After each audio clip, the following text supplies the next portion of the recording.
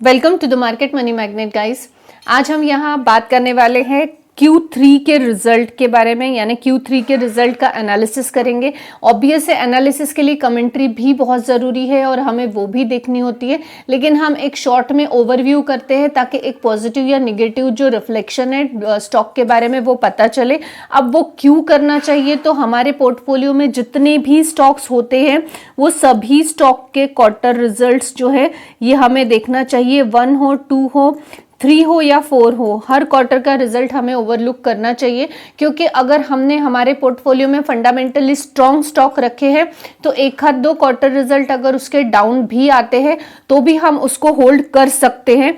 लेकिन अगर हमारे पोर्टफोलियो में कुछ ऐसे स्टॉक्स हैं जो कि फंडामेंटली स्ट्रॉन्ग नहीं है, सिर्फ ऑपरेटर के भरोसे चल रहे हैं, या तो फिर भी हमने इन्वेस्ट कर रखा है कि मे बी फ्यूचर में ये फंडामेंटली स्ट्रॉन्ग हो जाए, या कुछ का गलत सिलेक्शन भी होता है, ऐसे समय में क्वार्टर रिजल्ट देखने से हमें जल्द से जल्द उस स्टॉक से एग्जिट करने का जो है पता चल जाता है कि ऐसे स्टॉक से हमें एग्जिट कब कर लेना चाहिए।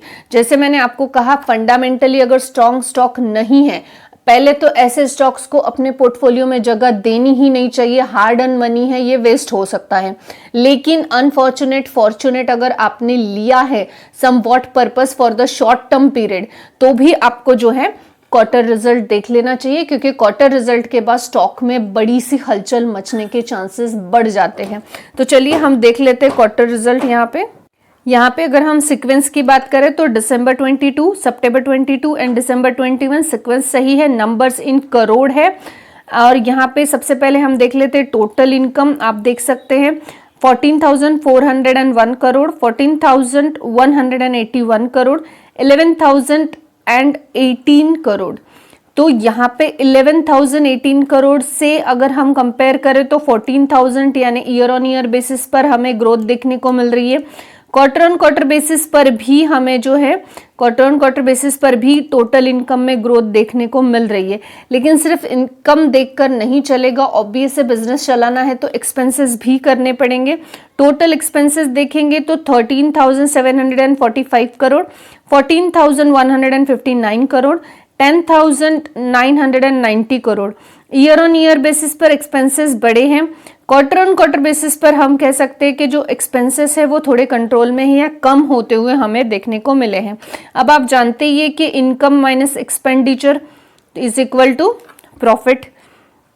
अब यहाँ पे हम अगर नेट प्रॉफिट की बात करें तो हम ज़्यादा समय न लेते हुए डायरेक्ट ही हम प्रॉफिट देखने वाले हैं। प्रॉफिट फॉर द पीरियड आप यहाँ पे देख सकते हैं, प्रॉफिट फॉर द पीरियड है वो है यहाँ 1,052 करोड़, 935 करोड़, 551 करोड़। आप यहाँ देख सकते हैं मैसिव जंप है ईयर ऑन ईयर बेसिस पर, और क्वार्टर ऑन क्वार्टर बेसिस पर भी हमें प्रॉफिट ही देखने को मिल रहा है। तो हम ये कह सकते हैं कि प्रॉफिट तो अच्छा जनरेट हुआ है definitely, year on year basis पर भी अच्छा है और क्वार्टर ऑन क्वार्टर बेसिस पर भी हमें जो है प्रॉफिट अच्छा ही देखने को मिल रहा है। अगर हम यहाँ पे जो है ईपीएस चेक करें तो ईपीएस में भी आप देख सकते हैं, ईपीएस हमें 1.23 देखने को मिल रहा था लास्ट ईयर, और इस साल जो है 2.50 है। ईयर ऑन ईयर बेसिस पे अच्छी जंप है। यहाँ पे 2.2 था, 2.50 हुआ। क्वार्टर ऑन क्वार्टर बेसिस पर भी जो है कंसोलिडेटेड बैलेंस शीट में हमें ईपीएस अच्छा देखने को मिल रहा है। अब हम यहाँ पे सेगमेंट वाइज परफॉर्मेंस देखेंगे। सेगमेंट वाइज परफॉर्मेंस के लिए भी आप सीक्वेंस देख सकते हैं, 31st 22, 13 September and 31st 21। Year on year और क्वार्टर ऑन क्वार्टर सही है। सेगमेंट वाइज परफॉर्मेंस में आप देख सकते हैं जनरेशन 5,000, 4,000, 3,000 शॉर्ट में हम देख रहे हैं, ईयर ऑन ईयर बेसिस पर भी ग्रोथ है और क्वार्टर ऑन क्वार्टर बेसिस पर भी है। रिन्यूएबल में भी 1,900 crore, 1,600, 1,800 year on year and quarter भी है। ट्रांसमिशन एंड डिस्ट्रीब्यूशन की अगर हम बात करें यहाँ पे तो उसमें भी आप यहाँ देख सकते हैं 8,255 crore, 9,020 crore, 7,125 crore. Year on year growth है, क्वार्टर ऑन क्वार्टर स्लाइटली कम हुआ है। अगर हम टोटल की बात करें, टोटल सेगमेंट वाइज परफॉर्मेंस की अगर हम बात करें तो आप देख सकते हैं 14,317 करोड़, 14,142 करोड़, 10,980 करोड़। तो ईयर ऑन ईयर भी ग्रोथ है और क्वार्टर ऑन क्वार्टर भी हमें ग्रोथ देखने को मिल रही है। तो सेगमेंट वाइज परफॉर्मेंस भी हम कह सकते हैं यहाँ पे अच्छा देखने को मिल रहा है। अब यहाँ पे मेन सवाल है कि ये क्वार्टर रिजल्ट है किस कंपनी के। ये क्वार्टर रिजल्ट जो है टाटा पावर के हमने अभी देखे।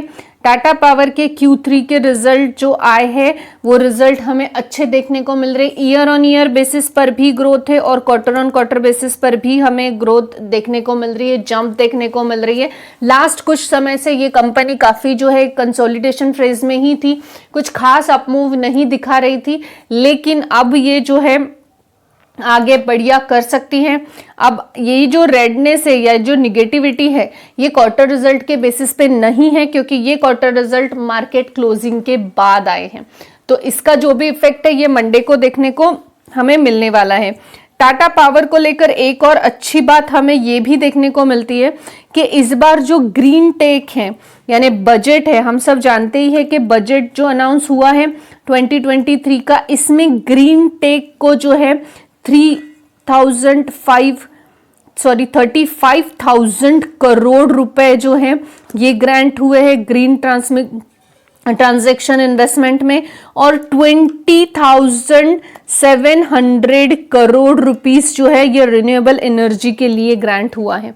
तो रिन्यूएबल एनर्जी में टाटा पावर का बहुत अच्छा होल्ड है और रिन्यूएबल एनर्जी का फ्यूचर हमें बहुत अच्छा डेफिनेटली देखने को मिलता है।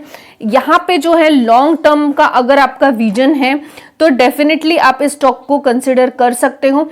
शॉर्ट टर्म के विजन के हिसाब से आई डोंट थिंक कि आपके लिए ये इतना खास रिटर्न्स देने वाला स्टॉक बनेगा, क्योंकि आप यहाँ पे अगर इसको चेक करेंगे तो आप देख सकते हैं ये स्टॉक एक बहुत लंबे समय तक 100 या 150 के आसपास ही था और सडन जो है कोविड के बाद हमें इसमें ये अच्छी रैली देखने को मिल रही है। लेकिन आप यहाँ देख सकते हैं कुछ खास वोलेटिलिटी इसमें नहीं होती।